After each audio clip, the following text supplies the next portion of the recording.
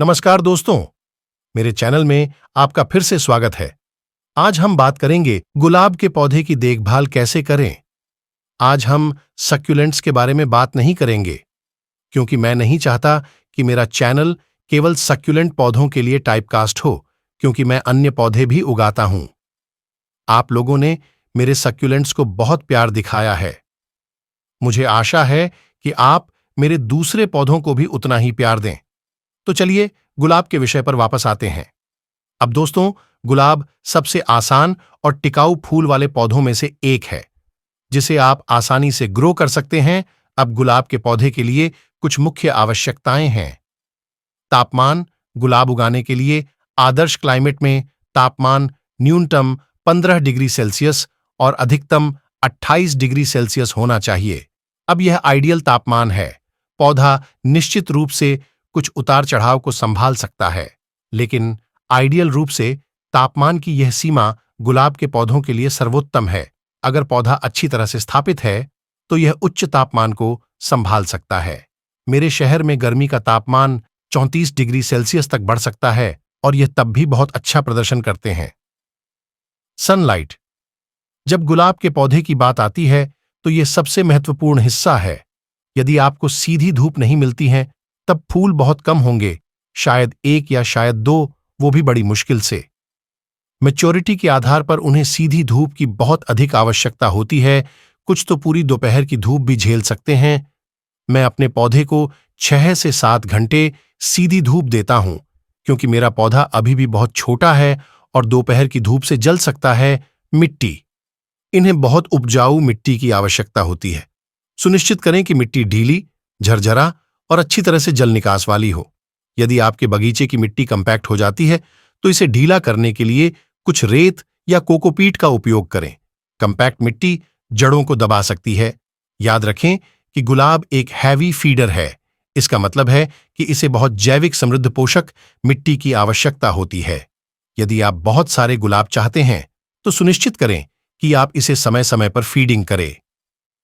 Watering: जब आप देखेंगे कि मिट्टी की ऊपरी परत का 2 इंच हिस्सा सूख गया है, इसे पानी दें। वे मिट्टी में थोड़ी मात्रा में नमी पसंद करते हैं, लेकिन बहुत गीली मिट्टी नहीं। वाटरिंग एक ऐसा विषय है, मैं इसे आप पर छोड़ता हूं, क्योंकि यह पेचीदा हो सकता है, क्योंकि यह सब आपके पर्यावरण, मौसम, गमले के आकार और मिट्टी पर निर्भर करता है। इसलिए आप यह निर्णय लेने की बेहतर स्थिति में हैं कि आपको अपने पौधे को कब पानी देना है। फर्टिलाइजर: यह अत्यंत महत्वपूर्ण है, जितना कि सीधे सूर्य की रोशनी देना।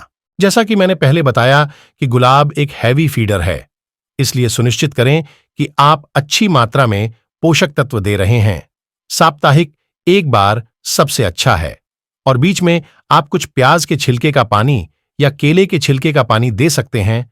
उन्हें यह पसंद आएगा। आप वर्मी कंपोस्ट, कंपोस्ट, सीवीड आदि दे सकते हैं। मैं रासायनिक फर्टिलाइजर का उपयोग नहीं करता, इसलिए मैं अनुशंसा नहीं करता। ऑर्गेनिक सर्वोत्तम है।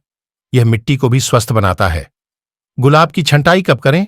गुलाब की छंटाई करने का सबसे अच्छा समय लेट विंटर्स या वसंत के शुरुआती में होता है, जब नई वृद्धि शुरू होती है। यह आपकी जलवायु के आधार पर जनवरी की शुरुआत या मई के अंत तक हो सकता है। जैसे यहां मैंने कुछ दिन पहले ही छंटाई कर लिया था और आप नए अंकुर देख सकते हैं।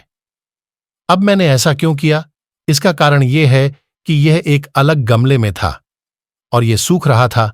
इसका कारण यह था कि किसी तरह एक अपराजिता और एक मॉर्निंग ग्लोरी बढ़ने लगी थी। मैंने अपराजिता को हटा दिया, लेकिन मैंने देखा कि यह मॉर्निंग ग्लोरी नीला रंग का था, इसलिए मैंने इसे बीजने दिया। एक बार जब इसमें बीज बन गए तो इसे हटा दिया गया, क्योंकि याद रखें कि गुलाब का पौधा अपने गमले को किसी अन्य पौधे के साथ शेयर करना पसंद नहीं करता है, विशेष रूप से अन्य फूल वाले पौधों के साथ। आपको हमेशा एक गमले में एक ही गुलाब का पौधा रखना चाहिए। अब क्योंकि पौधा सूख गया था और बुरी स्थिति में था, इसलिए मैंने पूरी तरह से छंटाई की, फैक्ट्री रीसेट की तरह। अब जैसा कि आप देख सकते हैं कि इसमें नए अंकुर आ रहे हैं। अगले 1 महीने में यह झाड़ीदार हो जाएगा और मैं लाल गुलाबों का आनंद ले सकूंगा। मैंने कभी भी एनपीके, डैप, पोटाश वगैरह कोई व्यावसायिक फर्टिलाइजर नहीं खरीदा है। मैं केवल घर पर बने फर्टिलाइजर का उपयोग करता हूं, जैसे किचन वेस्ट कंपोस्ट और बेकार चाय की पत्तियां। बस इतना ही।